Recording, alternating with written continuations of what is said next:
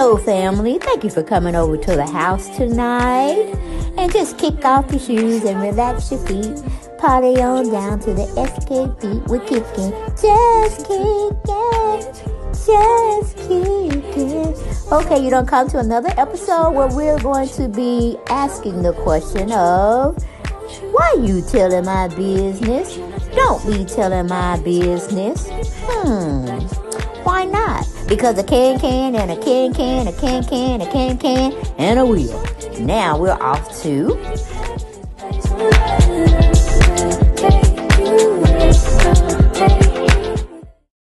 Hello everyone, and thank you for coming back to the channel this morning while I am taping. Hello family out there from the highways and the byways. Hello and welcome to the house. Okay, make sure you subscribe now. And welcome back to the channel as usual. But I had to come over to the house. I left the lights on for y'all because we got to talk about another story that's breaking out there in the social media world. Radar Online made it exclusive content, meaning they were the first to bring it out on the social media platform. And it's all about Kenya Moore and her crazy ass husband, MarcDaly. I don't understand. I think what's her name? Kenya need to go talk to them Kardashian family to see how they get rid of their husbands real quick. Meaning the legal way, not trying to, put them 6 feet under. Because I'm so tired of Kenya talking about Mark and that being her storyline. And whoo-wee. I like the man, he probably never wanted to get married. And when he got a hold of you, he said no. He ain't with no public figure stuff. He ain't with no reality show stuff. He don't want to be bothered. And to tell you the truth, he might not want to be bothered because he probably did something in the past he don't want the law to know about.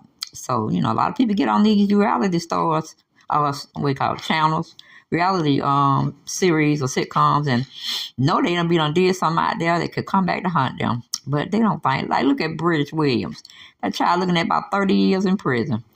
They might take it easy on her since she's a woman, but I just don't know. I just don't know. So if you do the crime, you just got to do the time, I guess. But let's go on into this exclusive they bought out. I think his name is Ryan Neiman. And he titled it, Real Housewives of Atlanta star Kenya Moore set to face off with ex-MarcDaly in court as they fight over child support in Georgia home. Now, we already told Mark, I don't know why he can't hear. Hell, Kenya had that house before you. How the hell you think you're going to get it from under her? Kenya, you might need some new lawyers. I'm serious. You might need to go talk to the people that are really rich and see who they have litigating for them, because ain't nowhere in the world Mark needs to be taking something from you that he wasn't in your life at the time, and you worked hard for and paid it, off sooner than the 30 days, or 30 years or 15 years, or you bought it cash straight out, Nobody's supposed to take that from you. You work hard for yourself to get that accolade. But anyway, going back to the article, it says Real Housewives of Atlanta star Kenya Moore will come face-to-face with her soon-to-be ex-husband, MarcDaly, in their upcoming divorce trial, Radar Online has learned. According to court documents obtained by RadarOnline.com, a Georgia judge has ordered the trial to start in June. Both parties are expected to appear in person. Okay? As we first reported, Kenya ex-MarcDaly was recently dropped by his divorce attorney Regina Edwards. Despite Mark being without representation, the court still set the trial date. And I'm so glad they did, because I don't know, maybe he wasn't paying his attorney the fee she wanted to be paid, or I don't know, but come hell or high water, I'm with the judge. Let's get this case on the run, okay? We need to get it over and done with. But I ain't forget about you, Kenya. I ain't forget about you, because you were holding up your divorce yourself when you wouldn't turn over them financial documents. Now, when you want a smooth, quick, fast, and a hurry divorce, you got to give whatever the parties are asking and fight later. But at least you gave your stuff you needed to give. So I ain't forgot about that shit either. So you about as bad as he is about getting this damn divorce. Oh, it's just too much. But anyway, going back to the article, it says the trial is expected to be explosive given the exes have been on bad terms ever since their 2019 split. Kenya filed for divorce in May 2021. She listed that date of separation as September 19th, 2019, and said they have been living separate lives ever since. Okay? The reality star said the marriage was irretrievably broken with no hope for reconciliation. The couple shares a daughter named Brooklyn, who was born in 2018. The two hashed out a custody agreement before the divorce was finalized or filed. Per the deal, Kenya has primary custody of Brooklyn. Okay, in the divorce, Mark is still on board with Kenya having primary custody, but now wants joint legal custody, which will allow him to have a say in an important life decision. Yep, that's true. That's true. We don't care about all that. I guess he deserved that by him being the father. But something, can you be having that man stay over at your place when he come to town and shit too? We know you do. We know you do, girl. And you need to stop doing that, and that'll set the tone that he know you serious about this divorce. But he'll keep on keeping on, trying to drag it out if he has to. And it seems like that's what he wants to do. So you need to stop this shit and get on with the divorce. And whatever that needs to be paid, let it be paid. And if it means selling that house to get him out your life, then okay. Because God's going to bless you if you're a God-fearing woman now. He will bless you with 10 times more than that house, okay? He might even bless you with a husband that you dearly seek in this world, okay? So, hell, if you want it, give it to him. Because you're making money. I know you're making some millions with Real Housewives of Atlanta, so you can definitely buy you another house. And shoot, he stayed at that house with you temporarily. You shouldn't even want that house no more. And all that kind of stuff. Cause I don't know where life may take you. It might take you somewhere else, depending on who is chosen for you as a mate again. So a house is something tangible that can definitely be replaced. But for your peace of mind and your daughter's peace of mind, just go and get this divorce over with. I'm tired of hearing about it, to tell you the truth. As long as Real Housewives of Atlanta divorce that I know of from all the other franchises. Even the white folks, the Italian folks, be getting their divorce and moving on, but you still hanging on. I think more so you hanging on because you think you want that man to change his mind. But, honey, if you want to live with a man like that that's not willing to change, that ain't going to change, then you just setting yourself up for a bigger fall.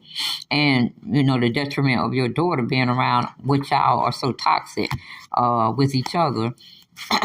While y'all there with each other, I should say, y'all be having toxic feelings and toxic arguments and stuff. And Brooklyn's not used to having that. She used to having peace in her life.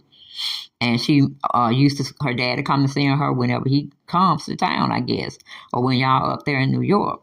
But and then he don't come with no good intentions when you go to New York to see him. He comes up with, oh well, she can't stay because I got to work. I got to do this, that, and the third. And it's just crazy. It's just total crazy. So you need to give up that pipe dream of an idea of thinking he going to come back and be in your life and y'all going to be like forever after and stuff. No, that's not going to happen. And Lord knows we don't want to hear. We just don't want to hear, girl, that you having feelings for that man anymore. Okay, but I had something I had to talk about because it was on, I think it was House of Air, and y'all need to go check him out. He be giving out some good commentary over there. And it's a scene in the upcoming show, I think it's this Sunday, where you're going to be talking about something nasty, like eating ass or something. And Tanya was really, what do you call it? Talking about the situation and what she wouldn't do, and no, she ain't gonna eat ass and all this kind of stuff. And it was just a funny chuckle type of thing. And Marietta pretty much was indecisive from what I could see.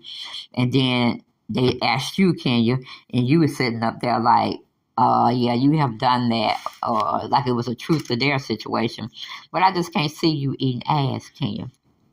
And MarcDaly asked, at all. Were you drunk or something when you did it? Or that's what they're alluding to that's coming up on this next episode of The Real Housewives of Atlanta. You're supposed to go and, appear and perform with some HBUC, because they're they're doing something with your products, advertising and marketing at that college or whatever, and they want you to sit up there and perform with them at halftime. And so Monyetta's supposed to be doing a little choreography with you, and you're supposed to be inviting the girls down to see you get down. I'm pretty sure it's gonna be short, quick, fast, in a hurry. Again, we know you can't dance. We know you can't. I mean, you go in and do the assignment when it's taught to you, but no, baby girl, you can't dance. You know, you can do that 1-2 step and just twirl a little bit, but no, you can't do nothing else. But unless somebody shows you, and then you in the mode of doing it and completing the assignment. But just on a casual thing, no. I seen you at Candy's birthday party in Turks and Caicos and shit, and you weren't doing nothing that was worth talking about. You know, like, ooh, she can dance. Ooh, she got them moves. You know, like, who is that dancing? Shamia Moore was there, and we know she can dance because she used to be a Falcons cheerleader and then choreographer or something to that degree. Might have that mixed up a little bit, but y'all know how I get. I bet be saying shit and putting pieces with stuff that ain't got no business having a piece in the situation. The scenario, but that's how I get. I pull off the road sometimes instead of hanging right there in the middle road and just coasting and talking and staying on point. Y'all know I can't do that. But yeah, on that next episode, they're supposed to be having a dialogue about people doing freaky things in the bedroom, and have you ever did this, or, you know, truth or dare, and they get to Kenya, all thing she do is cover her mouth and start laughing, and that's like alluding to she may have actually done that.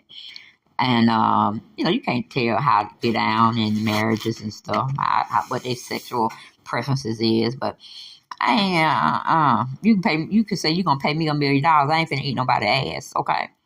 Cause it's stinky back there. It's funky back there. I don't care if you get in there and take a bath, but still, no, that's not where your cheeks, lips, or tongue need to be. That's why we so freaky as a nation now, and we just having all these different diseases being sprung up on our behinds, and it has no cure. Okay. But, you know, then they had that golden shower thing going on with people peeing on each other before they have sex. Well, it's just too much. It just is what it is. You know what I'm saying? But